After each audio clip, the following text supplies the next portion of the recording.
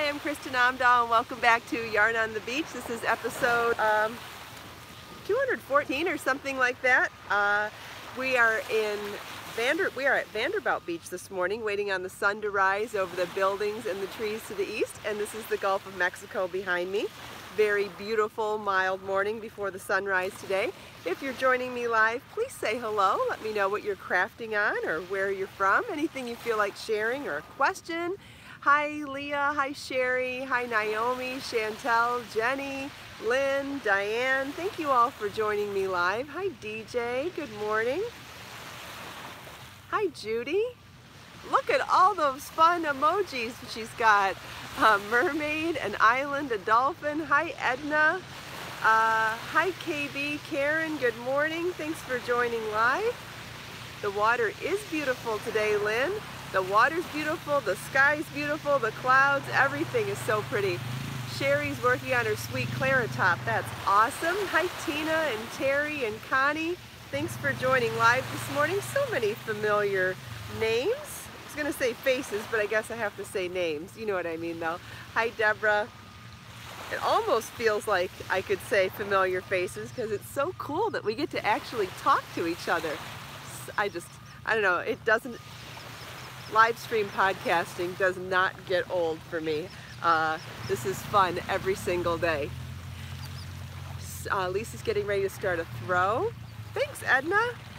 Today I'm wearing one of my first Amazon dresses that I still love so much. It's got palm frond prints on it, but it's in the turquoise and lime and navy print, and I'm wearing my chantilly lace vest over it where I twist it at the back. I know I've shown how to do that before. If anybody wants me to demonstrate how I did that, because it's just a rectangular cardi wrap, but I twist it the one time so that it sits more like a vest. I'm wearing my shawl pin to keep it closed, and I have on one of my flower pins that you can also find in my Amazon shop. I curled my hair this morning, but you couldn't tell. It's so humid this time of year that I don't even know why I bother. I do though. So my hair's gone completely flat, and that's okay. Sometimes I think curling it and letting it go flat that way at least gets the kink out of it still. Raina, absolutely you could make this vest in sport weight. It would be beautiful in sport weight, like a Be So Sporty bling would be amazing.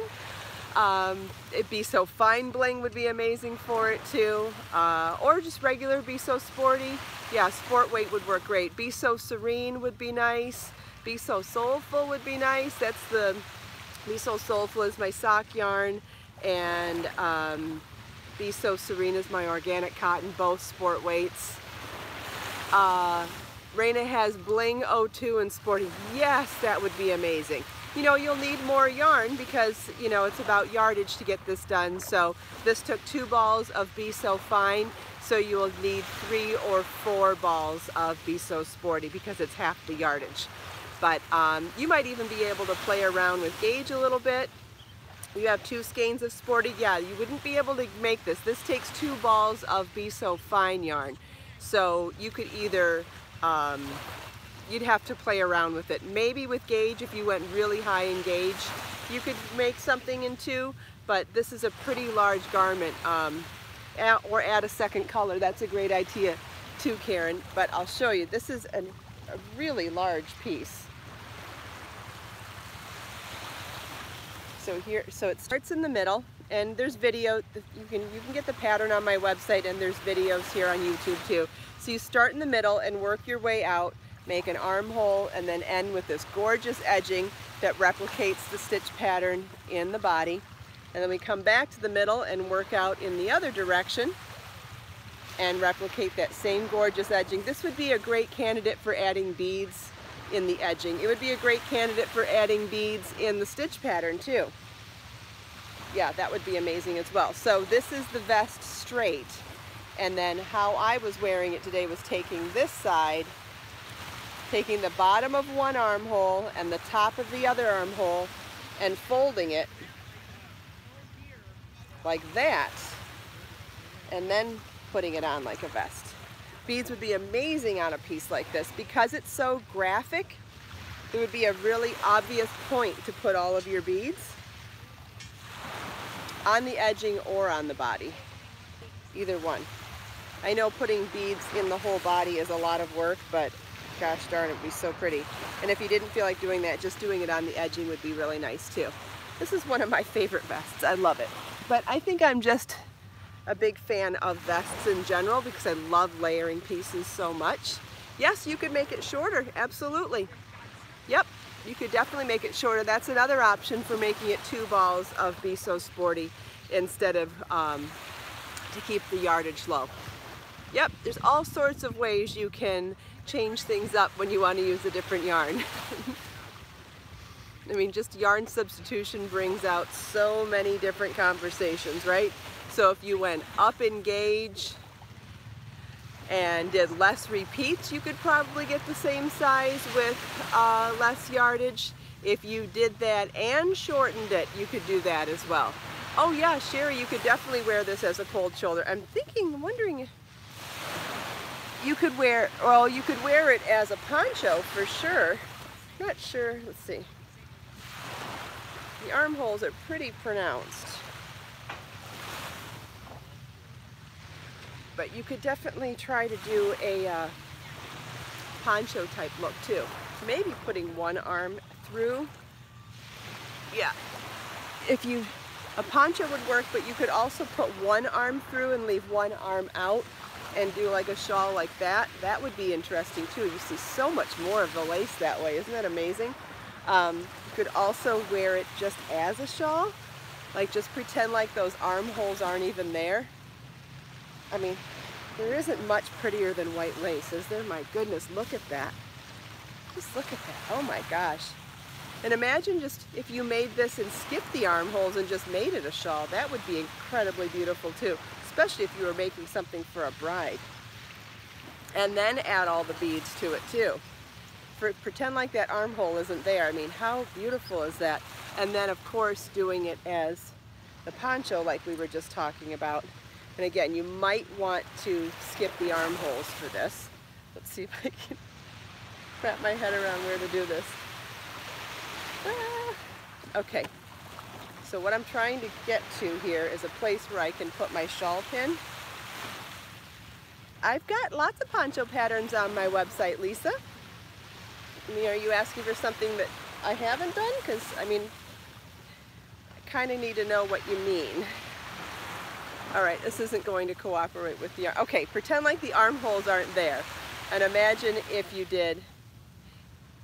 It worked better on the other shaped cardi vest. I'll try it in a second, but imagine if these armholes weren't there and you pinned it on the shoulder. That would make a great vest. I did put one arm through, and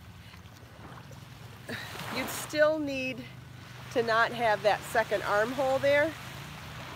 I mean, it works, but not with the second armhole. So you'd have to have one armhole or a way to close that up.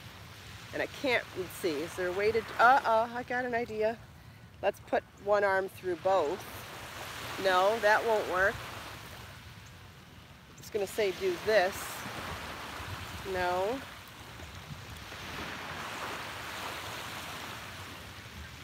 No. Okay, we'll go back to one.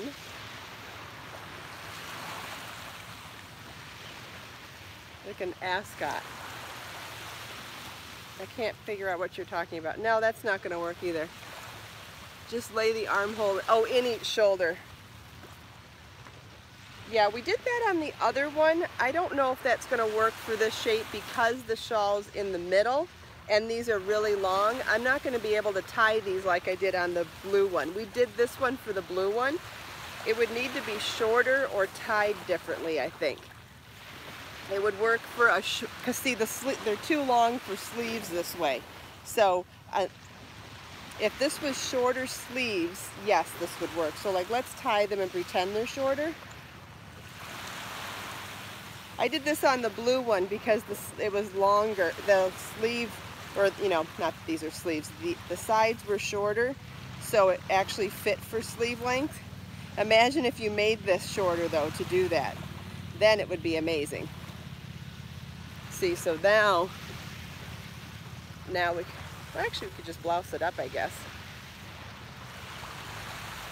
So now it's more of a cold shoulder shrug, and that is really super cute.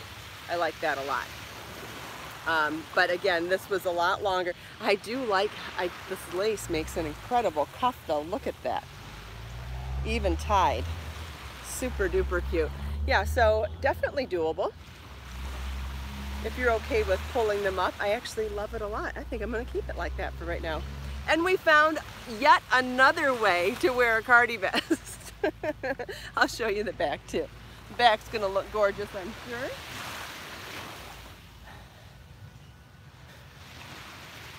Yeah, super cute. Thanks, everybody. Oh, and to just feel it, I mean, there's nothing quite like bamboo lace on your, oh yeah, you could close it in the front too. Yeah, you could still close it in the front.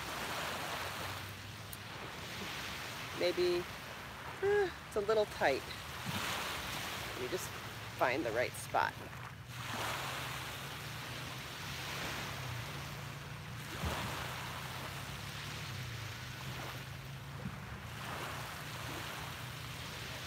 Not gonna lie, it's a little snug doing this, so you would want to play around with it, but like when I pin it there, I'm having a lot less range of motion with my arms. It's much easier to do it like that. I'm not sure pinning this style works well for me, so we'll leave it unpinned for now. What color is this? This is Chantilly lace in Be So Fine yarn. I think the vest is called Chantilly lace, I know. Put one lacy end through an armhole. Put one lacy end. I have no idea what you mean. Sorry.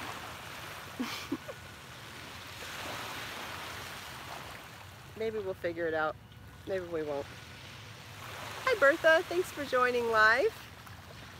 The vest is a free pattern on my website, and it's called the Chantilly Lace Cardi Vest. I know it's a boring name. I probably wasn't feeling super inspired to name it the day I published it, so my apologies for that. But easy to find on my website, and I'll do a blog post later today for today's episode of Yarn on the Beach, so if you want to find it through my links, I will be sharing that later today. If you feel like looking for it now, it is super easy to find. You can either search by Chantilly Lace Vest on my website, or you can go through the pattern directory and look by Be So Fine Yarn, or look up patterns by vest.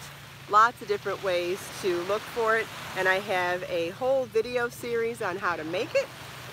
So, plus charts and written instructions for the pattern, so all sorts of ways to learn it. And it takes 2 balls of Be So Fine yarn to make. Don't recall what hook size, but you can find that when you see the pattern. And good morning, Gail. Thanks for joining live.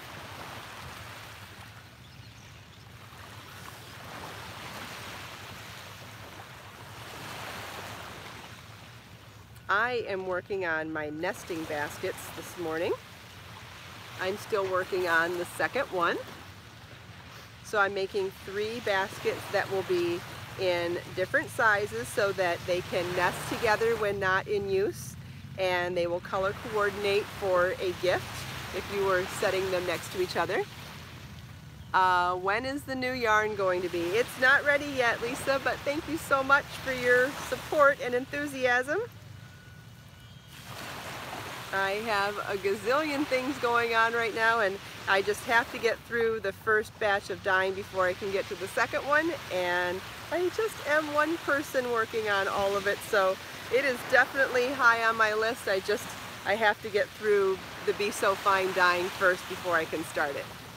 Hi Donna, thanks for joining live.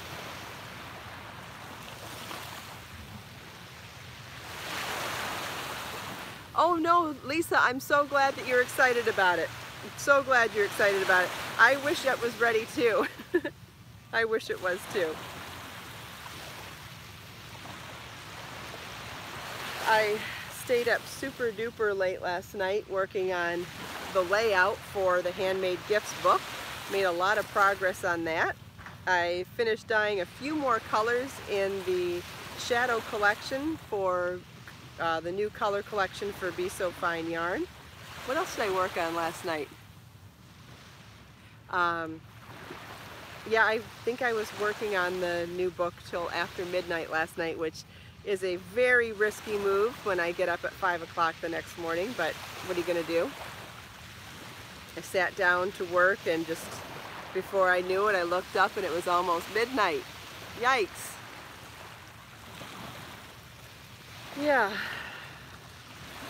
But I made a lot of progress, so hopefully I won't have to stay up till midnight doing it again. A lot of the stuff, you know, once you know what you're doing, a lot of the work is stuff you already know how to do, so hopefully you only have to do it once. Yeah, it was way too late. Lily wants to know how many hours I sleep. I try really hard to sleep 8 hours. I prefer to sleep at 8 hours, but sometimes, like last night, I didn't intentionally stay up so late, but you know, I shoot for 7 or 8 hours most nights, and I think I've had four and a half hours sleep tonight.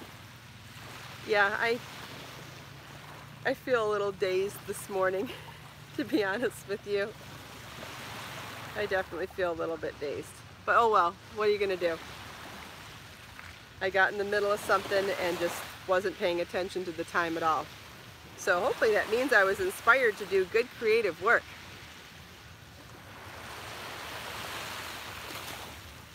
Yeah, I definitely need to sleep, Lily. Absolutely. Sleep's super important to me. I don't nap, and I run at full speed from the minute I get up in the morning to the minute I go to sleep at night.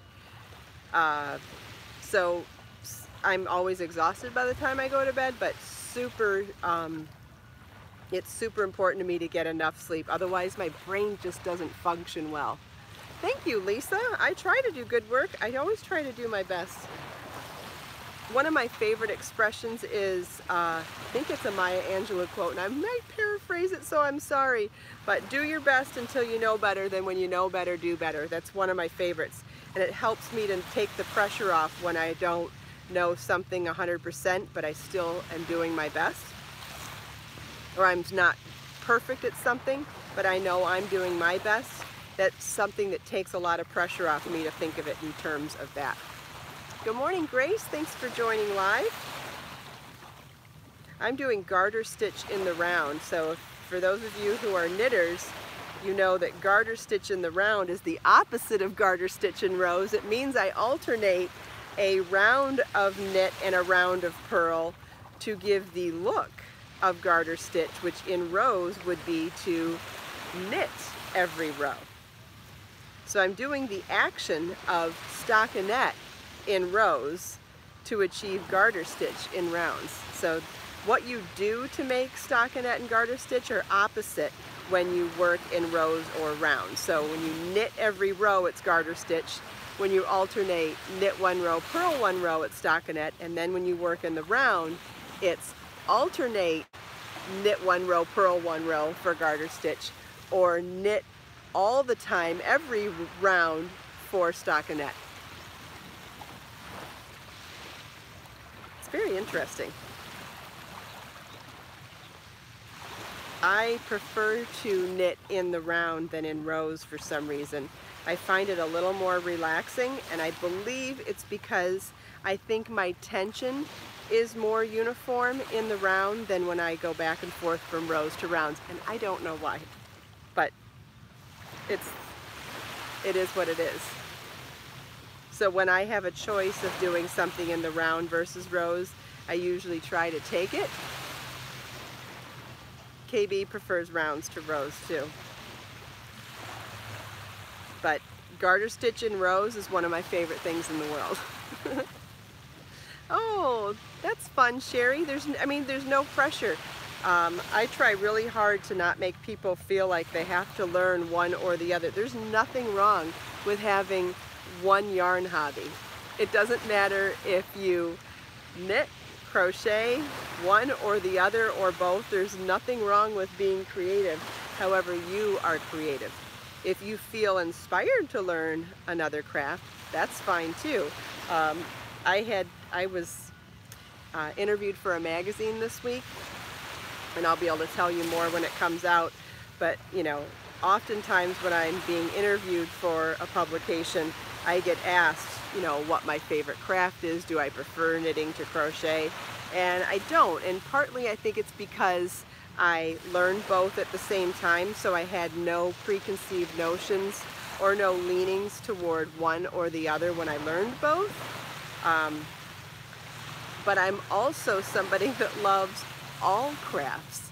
Like we were talking about yesterday, my first crafts were latch hooking, I think that's what it's called, and stamped cross stitch. And to this day, any chance I get to have a few extra moments, I'm making handmade cards. And I know some of you have received my handmade cards in the mail before. I make, what else do I make? Well, you know, I make food and make food gifts. I make, I love to do beading and jewelry that's not always yarn related. What other crafts do I love? I love sewing. I mean, I love so many different kinds of crafts. What else is there? Mosaic tiling. One thing that I would love to try that I haven't tried before, 100 things, would be getting a pottery wheel. Remember in the movie Ghost where Demi Moore was at that pottery wheel? That looks so fun to watch it spin and to be able to watch it go. I've been watching that. I've been watching YouTube videos on pottery sculpting, I think it's called. I'm not sure. I like watching videos on that. I also love watching videos on basket weaving. Does anybody else like basket weaving? I've watched, there's videos where I watch them where people pick up loose pine needles and form them into like kind of like rope to create baskets out of them, where they take twine and then wrap them together, but the actual bulk of the basket is made out of loose pine needles that you find on the ground. I find that to be so fascinating. And then sometimes you know, I see street vendors who do weaving out of palm fronds, and that's amazing too. I'm just fascinated with basket weaving, and I just look up those videos just to watch sometimes. I have tried my hand at basket weaving with unusual materials like grocery bags, craft paper. Would love to try making a basket out of wrapping paper, and it's not that hard. It's actually quite simple. I feel like it's a super basic craft once you get the hang of it. Love making boxes.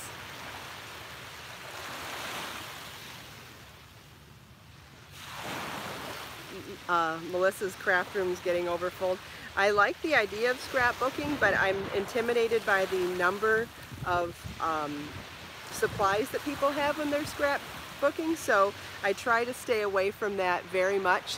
So I keep my paper craft love to making handmade cards.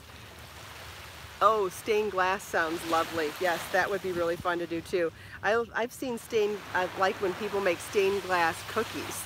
That sounds really interesting too, where you melt down Jolly Ranchers.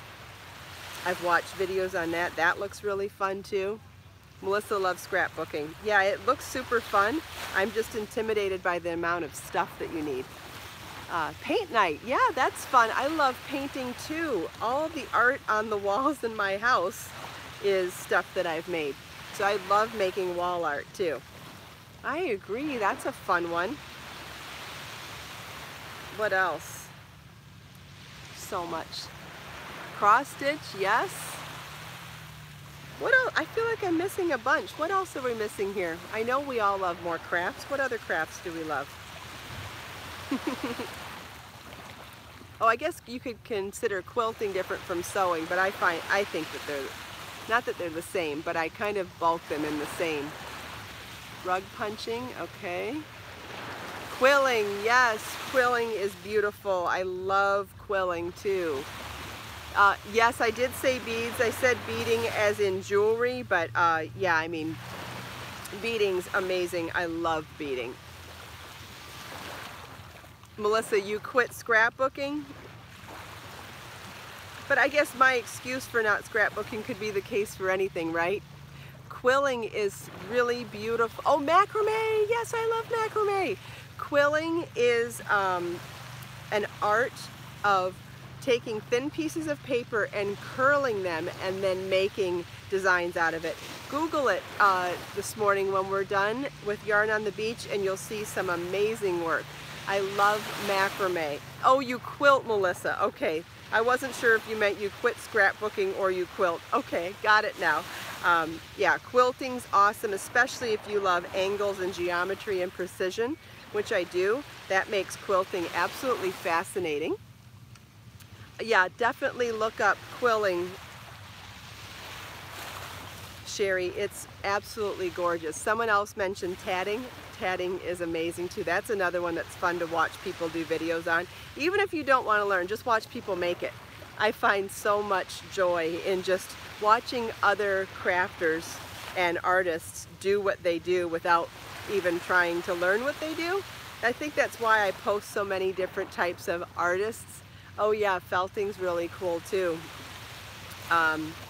Did anybody see the video I shared to my Facebook page the other day? I shared something about the old-fashioned art of bookbinding. Oh my God, that is so beautiful. So beautiful. How about making paper too? You mean felting like the punch felting? That's gorgeous to watch too. Yeah. The punching, yeah, you can do it with yarn too, Donna. I love to paint also. Oh yeah, Lisa, I have not done chalk paint on antique furniture, but that looks fun as well. I've done, I love doing DIY furniture. Now that's awesome. Yeah, jewelry making of all kinds, Melissa, I agree. Edna, strip, I don't know what you mean. And maybe you missed another part of it.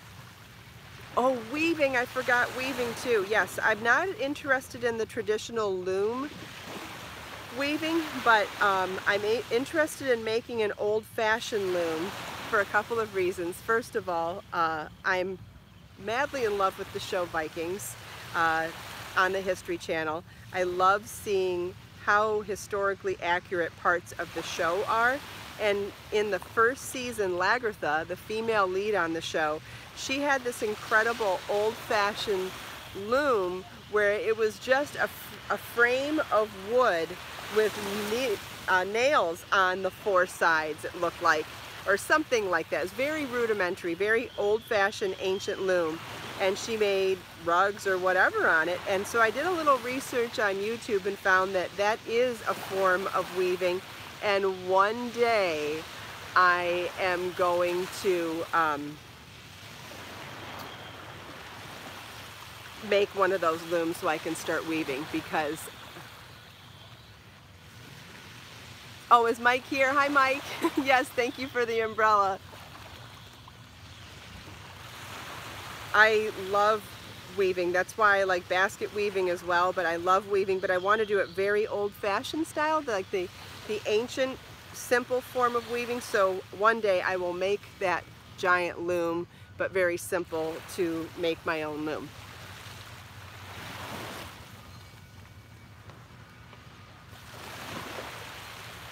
Yes, wall hangings and rugs, exactly, Sandshell. I think that'll be so fun. So that's on my long list of things to do one day too. But man, there's so many different crafts, arts and crafts to learn out there. Oh, KB has proper looms. That's awesome. I don't have space for it. What would I make with weaving? I would definitely make rugs, and I would definitely make wall hangings. I think it'd be fun to make placemats and table runners too. Basket weaving. Basket weaving is definitely one that really sings to my heart, or really makes my heart sing. I think that you could do basket weaving with anything from yarn, knitting, and crochet strips. You could use grocery bags, you could use wrapping paper, You could use, I've seen it done with upcycling 2-liter soda bottles. You can weave with anything. You could weave with palm fronds like I've seen people do on the beach. You can weave with pine needles. You can weave with anything. It's amazing.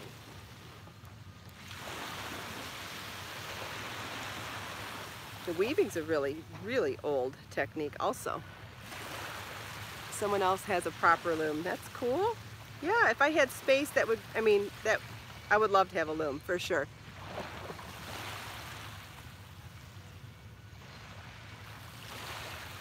Oh, Edna does it all. That's awesome. Yeah, filet crochet is wonderful, and it is easy. I agree. It's easy to follow along with the charts.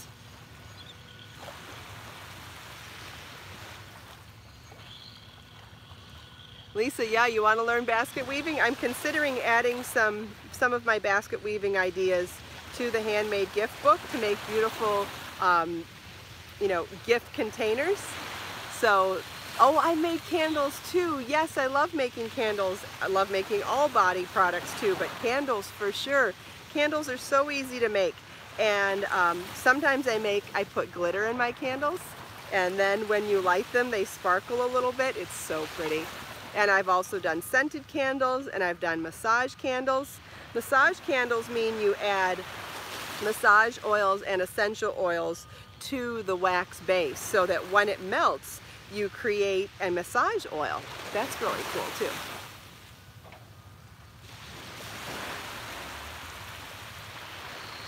Yeah, candle making is really fun, and it doesn't have to be hard. There's easier and harder ways, right? But you can put it in cute little jars and not worry about molds at all. Oh, soap making, yes, there are easy and hard ways of making soap also, and some of the easier ways I would definitely like to teach. What else was on my list of things that I would like to teach? I had another idea and I forgot it. It was right after, what was I saying before soap? Whatever I was saying,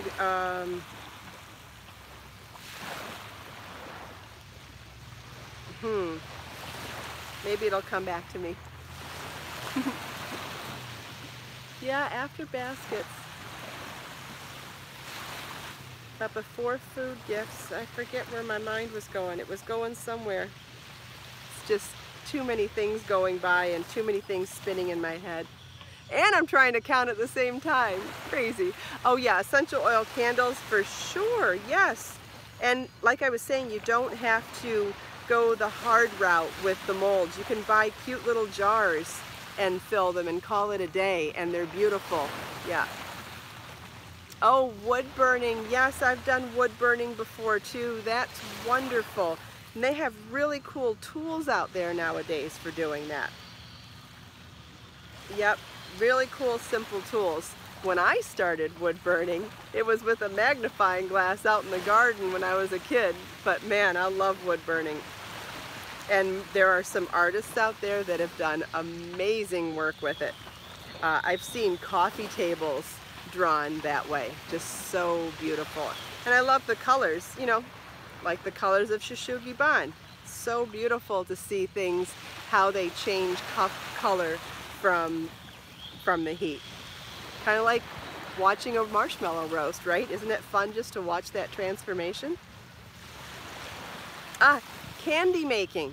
Even when you go into cooking, there's so many different things once you go into, yes, wood burning is beautiful.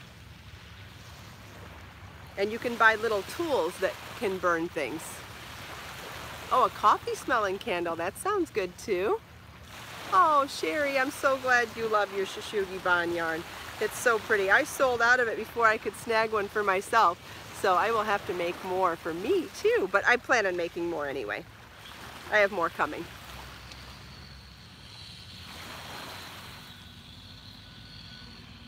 Yeah, candy, there's so many different ways to make candy too. There's hard candy, there's gummy candies. Anybody made gummy candy before? That's pretty interesting and easy.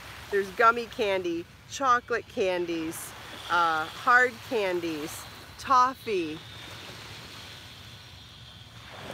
How do you dye yarn? Got it in the mail. I don't really teach how to dye yarn, but not with the dyes that I use, but there's all sorts of ways to naturally dye that are so cool. Whether you use Kool-Aid or you can boil different vegetables. That's what I was planning on doing some videos on, is showing how to vegetable dye your own yarn at home. It's absolutely gorgeous. Like the color of onion skins turns out the most beautiful gold. I really just haven't had a chance to get those videos done, but I really want to do a series on dyeing yarn with natural dyes. Love. Oh, spinning. I do not spin. I tried one time on a drop spindle, and I gave it about 5 minutes and didn't go any further than that. Oh, Kool-Aid dye. Kool-Aid is probably the easiest way to dye on your own. Oh, tie-dyeing. I saw someone mention tie-dyeing. So there's different ways to tie-dye. There's the shibori Japanese technique, and then there's traditional, not traditional, but tie-dye. There's all sorts of ways to dye fabric after the fact. There's dip dyeing. You know, one of the things that I've been toying with is dip dyeing something like this. So like once we've finished our projects, whether you use a dyed yarn or an undyed yarn, what I was thinking about teaching is how to take like a project like this. Like let's say you even made this in a color. Let's say you had it in, I don't know, pick a color. Harbor Fog, a light green, or even let's say you had Caribbean turquoise or even Calypso lime. Let's say it was done in that instead of Chantilly lace, the white. What I would suggest is to fold it in half like this and dip this end in a dye and then let it sit there for a while. So because this was wet and this was dry, the moisture would soak up and dye it. So it would be most saturated here and less saturated as it comes up. And then when you take it out and set it, you would actually have an ombre or gradient dyed project that would work for a shawl or a vest. It would work for a sweater, a bag, anything. But I think that would be, did we really go over by 10 minutes? Look at me. So sorry. It's so fun when we start talking about ideas though. My mind just goes nuts and the wheels start spinning. But we're out of time now. And when I say I'm out of time, it's because I've got to get going. Now I'm going to be late for something else, but that's okay. What are you going to do? It has been so fun. It is so fun.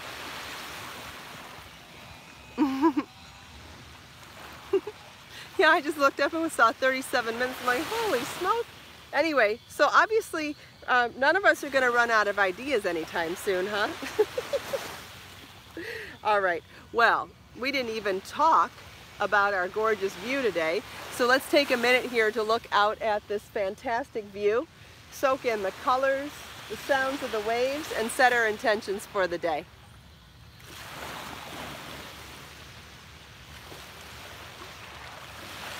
Man, those colors are pretty.